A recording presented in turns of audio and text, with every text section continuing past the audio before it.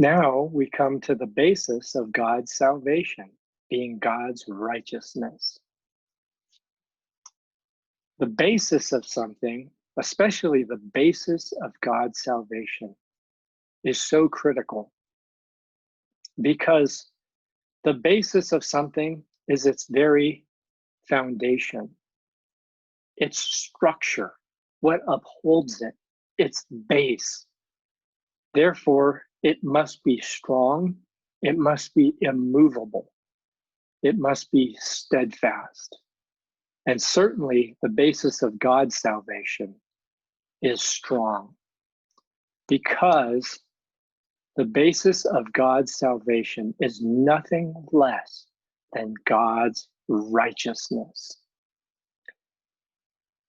Now, when we talk about God's righteousness, the word righteousness, especially as related to God, may frighten us.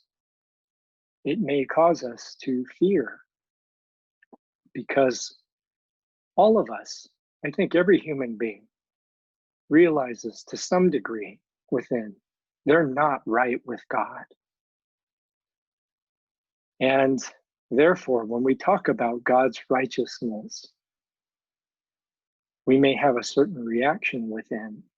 We may be afraid, we may be intimidated. But let's come to God and to God's righteousness as it's revealed in His Word. So A tells us that the righteousness of God is what God is with respect to justice and rightness. God is just. God is right. Whatever God is in His justice and rightness constitutes His righteousness. And in this matter, we need to see some things. On the one hand, God is the righteous God. When we talk about God's righteousness, we're talking about God Himself. God is not just righteous, meaning He does things rightly and justly. He certainly does that. But God Himself is right. God Himself is just. God is righteousness. And the foundation of His throne, the very base of His throne is righteousness, according to Psalm 89. And the very foundation of His kingdom is righteousness. Now, these verses that come after this point, we need to read because we want to know what is the righteousness that the New Testament reveals, that the gospel reveals. So we have, first of all, Romans 1:17. I'm going to go a little out of order.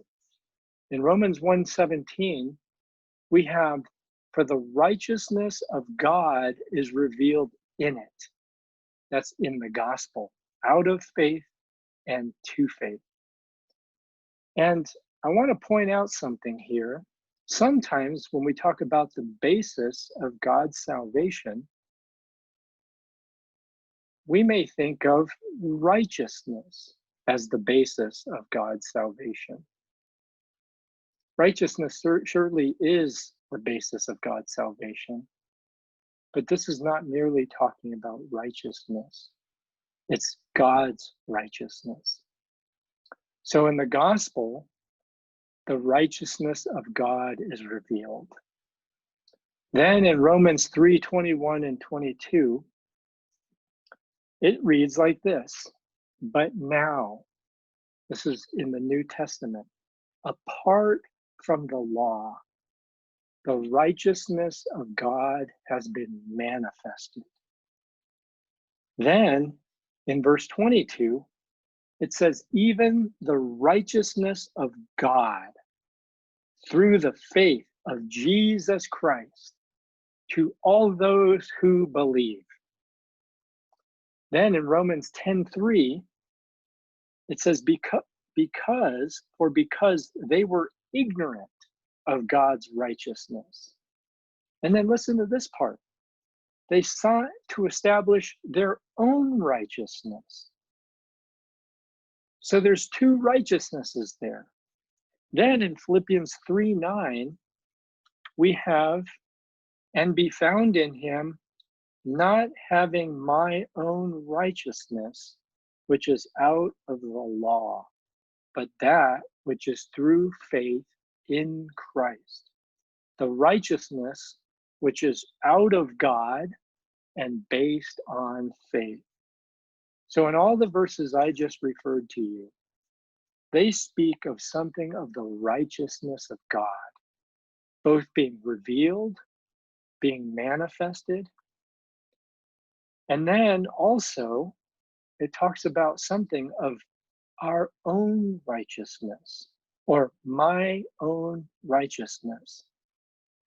So when we talk about the basis of God's salvation, there needs to be a fundamental realization in us.